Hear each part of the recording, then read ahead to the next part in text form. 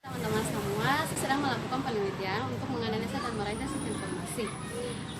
Kami dari kelompok 5 dengan ketua kami Putri, anggotanya saya Stera, Halifa, Karisma, Ingrid.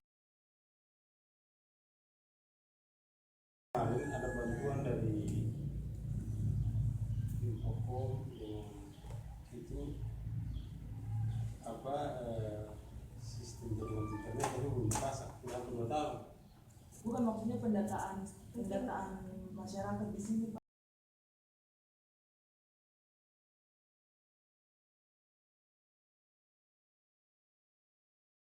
Berikut ini merupakan program aplikasi pendataan penduduk itu antara lain bisnis proses, use case, activity diagram, sequence diagram, class diagram, dan user interface. Berikut penjelasan mengenai bisnis proses dan use case. Pada form ini merupakan aplikasi pendataan penduduk. Untuk melakukan pendataan penduduk, kita akan melakukan 3 bagian di sini antara lain login, melakukan pendataan, dan pembuatan laporan pendataan. Kita akan masuk pada menu login. Dalam menu login kita akan melakukan inputan dengan mengisi username dan mengisi password. Setelah kita selesai dan berhasil melakukan login, kita akan masuk dalam proses berikutnya, yaitu melakukan pendataan. Dalam melakukan pendataan, kita akan melakukan inputan antara lain inputan data penduduk masuk, pendataan data penduduk keluar, dan simpan inputan pendataan. Setelah melakukan pendataan, kita akan melakukan proses berikutnya, yaitu pembuatan laporan dari data yang telah kita buat. Berikut adalah diagram use case. Terdapat 4 aktor, yaitu bagian pendataan, kepala desa, pegawai, dan penduduk. Bagian pendataan, dia akan melakukan login, input data penduduk masuk, input data penduduk keluar, dan olah laporan. Kepala desa akan melakukan atau melihat laporan data penduduk masuk dan keluar. Di sini terdapat 2 extents, yaitu dia dapat melakukan atau melihat laporan per tanggal dan laporan periode. Pada aktor yang berikutnya, yaitu pegawai kantor, sama dengan penduduk pada aktor yang berikut ini. Sama-sama melakukan satu kegiatan, yaitu melihat data penduduk. Di sini saya akan membahas tentang activity diagram. Di dalam activity diagram terdapat 3 aktor. Yang pertama penduduk, yang kedua pegawai, dan yang ketiga kepala desa. Start dimulai dari penduduk. Penduduk memberikan data kepada pegawai, dan pegawai menerima data dari penduduk dan menghasilkan 2 inputan sebagai data masuk dan data keluar. Dan dari 2 inputan tersebut menghasilkan 1 output, yaitu laporan. Kepala desa menerima laporan dari pegawai. Selanjutnya saya akan membahas tentang sequence diagram. Di dalam sequence diagram terdapat 4 aktor. Yang pertama pegawai, yang kedua sistem, yang ketiga database, dan yang keempat kepala desa. Pegawai dapat menginput data masuk ke sistem. Dari sistem dapat menyimpan data ke database. Dari database memberikan pesan ke sistem bahwa data telah tersimpan, dan dari sistem memberikan informasi kepada pegawai. Dari pegawai dapat mengganti status penduduk ke sistem, dan sistem dapat menyimpan ke database, dan dari database memberikan pesan kepada sistem bahwa data yang telah disimpan telah sukses. Pegawai juga dapat mengupdate data masuk ke sistem, dan sistem dapat menyimpannya ke dalam database, dan dari database memberikan pesan kepada sistem bahwa data yang telah disimpan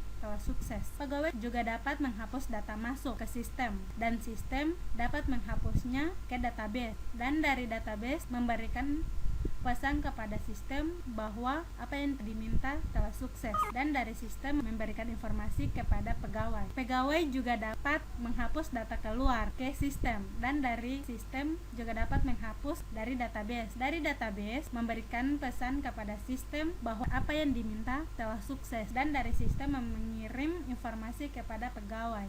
Dan kepala desa menerima laporan dari database. Jika kepala desa ingin melihat data penduduk, maka ia harus masuk ke sistem.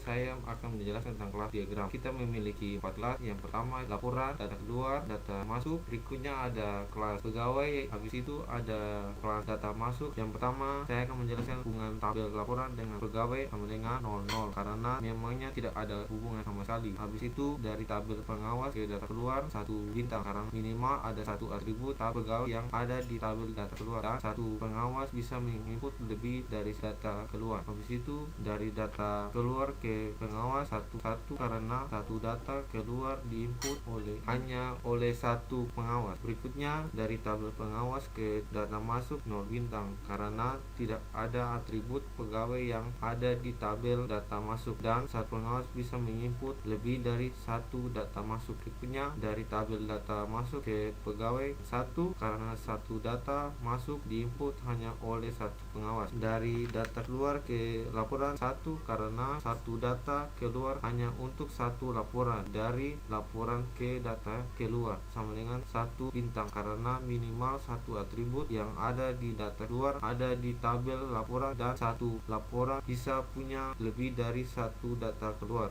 Dari laporan ke data masuk 1 bintang karena minimal data ada satu atribut data masuk yang ada di laporan dan satu laporan bisa punya lebih dari data masuk. Dari data masuk ke laporan bernilai 1 karena satu data masuk hanya ada pada satu laporan. Berikutnya data masuk dan data keluar bernilai 1 bintang karena minimal masing-masing ada satu atribut dari tabel yang lain yang ada pada tabel yang lain dan satu data masuknya lebih dari satu data keluar. Sebaiknya satu data keluar bisa lebih dari satu data masuk.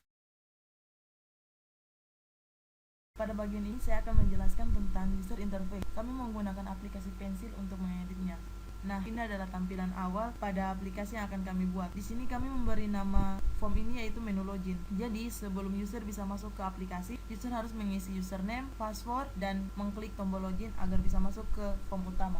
Selanjutnya setelah login sukses, maka user akan masuk ke menu utama. Ini adalah tampilan awal dari form menu utama yang kami desain. Pada bagian menu kami akan 5 pilihan yaitu login as, data masuk, data keluar, laporan, dan logout.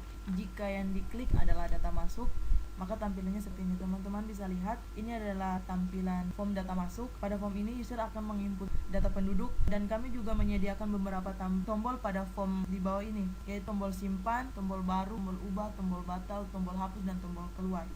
Setelah data sudah diinput, maka user akan mengklik tombol simpan. Dari sinilah data akan tersimpan pada database. Ini adalah tampilan database yang ada pada form data masuk. Jika tombol baru diklik, maka form pendataan penduduk masuk akan diperbarui. Dan selanjutnya adalah tombol ubah. Tombol ubah ini berfungsi jika ada data penduduk yang salah, maka data akan diubah, dan jika penduduk akan pindah, maka user akan menggantikan status penduduk yang akan pindah melalui tombol ubah. Tombol batal berfungsi untuk membatalkan proses-proses yang akan diinput. Dan selanjutnya tombol hapus untuk menghapus data dari database. Dan tombol keluar ini berfungsi untuk keluar dari form data masuk. Selanjutnya ada form data keluar. Di sini user dapat melihat data-data penduduk yang telah pindah. Form ini juga menyediakan tombol hapus penduduk yang telah pindah dari database. Pada bagian atas tampilan database mempermudah pencarian, maka kami menyediakan form pencarian untuk mempermudah pencarian data. Caranya, user menginput nama penduduk yang akan dicari dan mengklik tombol cari. Dan terakhir ada form laporan. Untuk membuat laporan didapat dari data masuk dan data keluar. Maka pada form laporan ini kami menyediakan form data masuk dan data keluar untuk membuat laporan. Jika user mengklik data masuk atau data keluar, user mengklik tombol simpan, maka data tersebut akan menghasilkan laporan berupa data masuk dan data keluar.